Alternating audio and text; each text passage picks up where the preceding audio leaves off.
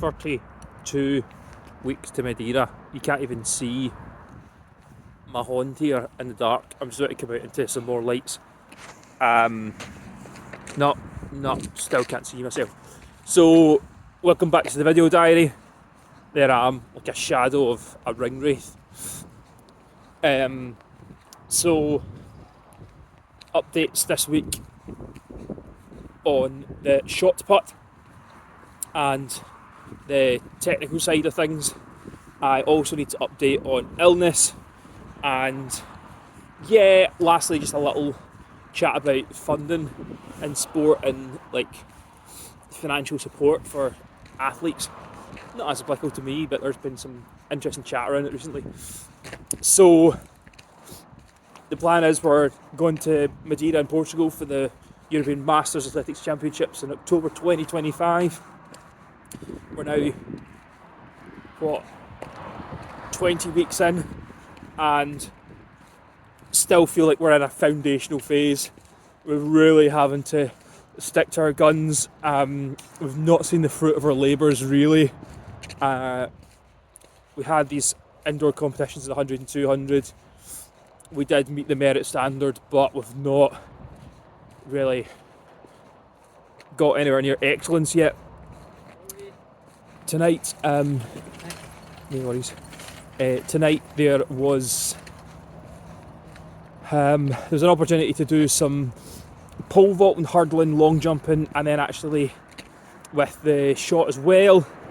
My fatalist ran over, so we only really had time for some jumping and shot. So I did really what I'd call a technical session, and that means I took it easy on myself and focused on some kind of brain training rather than being too hard on the body.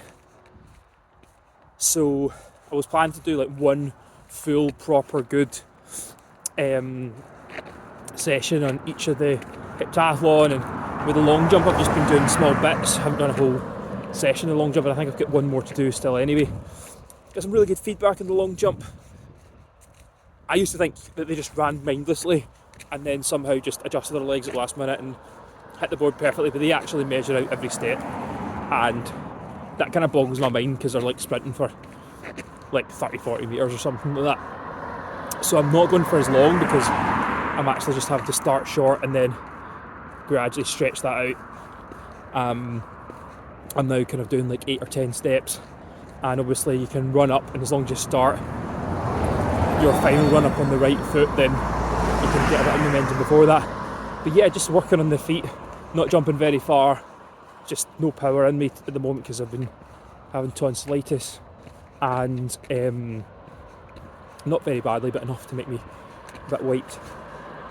And yeah, just got some really good feedback. I was hitting the board well, and that's really what it comes down to. I'm only going to have like 5 jumps at this Keith Ward Memorial, so I can't be, just foul after foul. I need to get some good distances in, and then I can push the envelope and risk fouling by going a bit harder at it in the hope of getting something. So that was good. Then shot coach Noel came out, and yeah, we just got some more schooling up in the shot. So at first I was doing a kind of standing start where often they kind of spin around or they kind of slide before they throw it to give them extra momentum. I've not been doing that, I've just been doing from standing, and now I've started to get a wee shuffle in there. It's not going to give me a huge amount, give me like an extra half a foot or something, because there's a wee bit more momentum that pushes it a bit further. But yeah, threw over 9 metres tonight in training, so that was good. Longer than before, and no fouls. The shoes have helped for sure, and I think the sessions I've done before have helped as well. So I've actually done quite a lot of shot, and I do really quite enjoy it. It's always just been there if I've not been feeling so well or if it's been really rainy. So that's good. So that's training update. Next update is illness. So I was away over the weekend, out of town, felt a bit tired and run down. I'd been sleeping really well during the week. I don't really know what happened, but I think I've just been exposed to too many ill kids, and yeah, I think I picked up a virus basically. So again, not really ill enough to be off work, but I can't be going hard in the gym. So my heavy leg session on Tuesday morning just didn't happen. Didn't happen on Wednesday either. I was kind of ready for it. Tried to sleep at midday Wednesday and head out in the evening. All I really had the energy for was like an ankle and shoulder kind of prehab routine that I'll talk a bit more about. So that was frustrating. I'm already behind with my powerlifting program, but we just need to be patient and allow ourselves to fall behind. If I don't manage to finish that by the target at the end of April, then so be it. I can decide whether I'm going to cut that short or allow that to spill into May.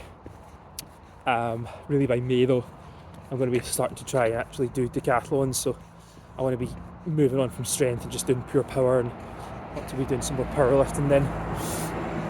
So I've been taking my vitamin D, I've been prioritising sleep, I've been keeping warm apart from tonight. It's been really nice warm weather the last few days, which has helped, but that does mean it gets colder at night. Been doing a lot of salt rinsing on my nose and just kind of brushing my teeth and warm showers and things like that, trying to get my immune system rehabilitated.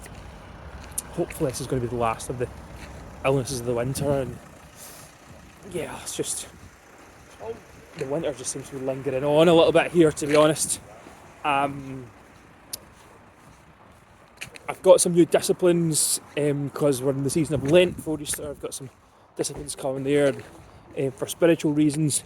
That's just I'm just listening to some different music, and I'm trying to spend more time out in nature as well, and in prayer. So not necessarily directly helping with the sport, but it's just providing me with something a bit different, a different season. So that's good. And yeah, I'm just going to have to sit out the next 48 hours, and I'm working this weekend. I was planning to lift heavy the weekend. I might find myself on Sunday morning finally getting back on the horse with it when it comes to the weights. The last thing about funding, so obviously funding's a big thing for athletes whether they want to reach the top level, and it's a big thing for students because often there would be students would often be working for extra money, and if you're training a lot then you can't really be studying and working and training, so they try and fill that gap with some of the funding. A lot of it can just be quite expensive as well, so the kit, the gym memberships, the gym here you can pay like £300 a year. I heard my university gym was £50 for a year, which is kind of like a nominal fee, which I think that's changed as well. And obviously at the very high end, you've got like fully paid university scholarships who'd actually get tuition as a result of being such a sports person. And chatting to one of the athletes tonight, who's a medical student and a triple jumper, and just saying that she'd applied for one of the scholarships and technically met the criteria but had been refused, and she doesn't really know why, and a bit frustrated because you can see other team athletes getting funded, like A team and B team for a different sport, and she was like, right, well there's only 4 of us that are actually met the mark that you've published, and you can't afford to fund us, so why are you funding all these other people? It's a difficult climate at the moment in the UK, with healthcare and universities both really quite cash strapped and making big cuts. The UEA here, it's been on the news for cutting jobs, and there's just not a lot of money around, and that makes it extra tough when you don't have transparent processes, but maybe there's reasons that I just don't know about. And similarly, another decathlete that's part of our club's been talking recently about going to America because they've got funding there, and here he'd qualified for an international championship but he couldn't afford to go, because he'd only funded like 3 places and he was kind of 5th in line or something. So not as much of a problem for me because I do have money and I'm working full time. I've got some margin. So if I was to get an offer of a major championship like he had, I'd be like, yeah, I'm just gonna, just financially plan and spend like £500 to £1,000 on that. It's gonna be like a once in a lifetime opportunity, which it wouldn't be for him.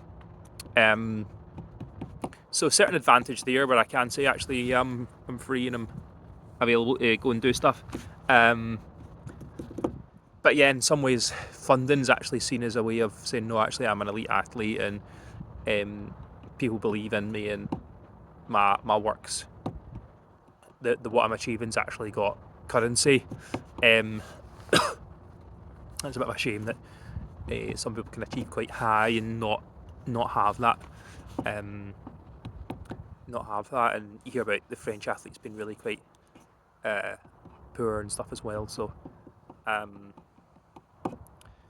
Not an easy solution, particularly when a country doesn't have as much money or in a lot of debt. It's not an easy solution to just say, right, well, just lots of areas, healthcare and arts and things that are all underfunded compared to what they might have been in the past. So anyway, it doesn't apply too much to me, but it's interesting that that's the backdrop that we're in, and I think some of these things do have an effect on the climate, where they're trying to get more people into athletics, so they can't really make it much more expensive, but it's not like there's a huge amount of cash there and the facilities are often quite basic.